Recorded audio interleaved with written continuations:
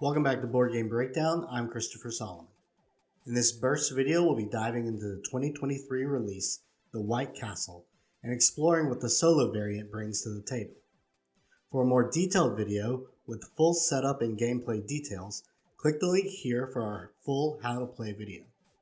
Now let's travel back to Japan in the year 1761 and discover The White Castle. At its core, The White Castle is a dice and worker placement game.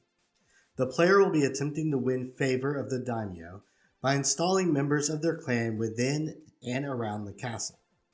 To do this, the player will first look to the dice, neatly sitting on the 3 bridges on the left side of the board.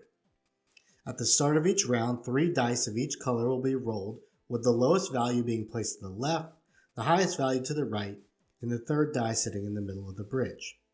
The player will select a die from either the left or right side, never the one in the middle, and place it on one of the action spaces found around the board. These spaces are printed with an illustration of a dice representing the cost for a die to be placed there. If the player places a die that is a lower value than the illustration, they have to pay the difference in silver coins. Conversely, if the player plays a higher value die, they are given the difference in silver coins from the bank. Once the dice have been placed, the player triggers the action that's die tile color matches the color of the die placed. There are a multitude of actions, such as gaining any of the 3 resources, food, iron, and pearls, or moving forward on the passage of time track.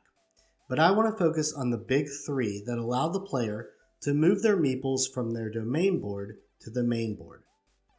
Players can move gardeners onto one of the 6 garden cards beneath the bridge. The gardeners earn points at the end of the game, but also allow players to trigger an extra action at round end if there are still dice left on the bridge above the card.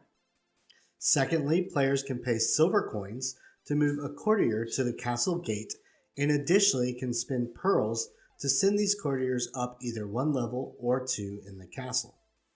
As the courtiers rise in the castle, they give the player extra cards to add to their domain board and score more and more points the higher they go. Lastly, players can spend iron to put a samurai meeple into one of the 3 yards to the right of the board. Each time a samurai is placed, the player gains the bonus listed. Samurais also gain points based on the yard they are in, multiplied by the amount of courtiers in the castle, so it pays off to concentrate on both meeples if possible. Vying for the favor of the White Castle is a rival clan controlled by a deck of AI cards. The player simply flips over the top card of the deck and looks at the dice illustration on the next card. If the die is available, the player moves the specific die from the bridge to the noted action space, and then completes the AI's turn by activating the 2 actions that were listed on the back side of the flipped card. If the dice was not available, the player continues to flip cards, creating a row until they unveil a card with a die that is ripe for the taking. This AI setup makes for quick turns, and with the game only lasting 3 rounds already, the White Castle never overstays its welcome. Players should be ready for a tough fight though, as the AI is unforgiving and really penalizes players for any inefficient turns. Thanks for watching the video, and please visit the website at boardgamebreakdown.com for more links to reviews and videos on other games we focused on.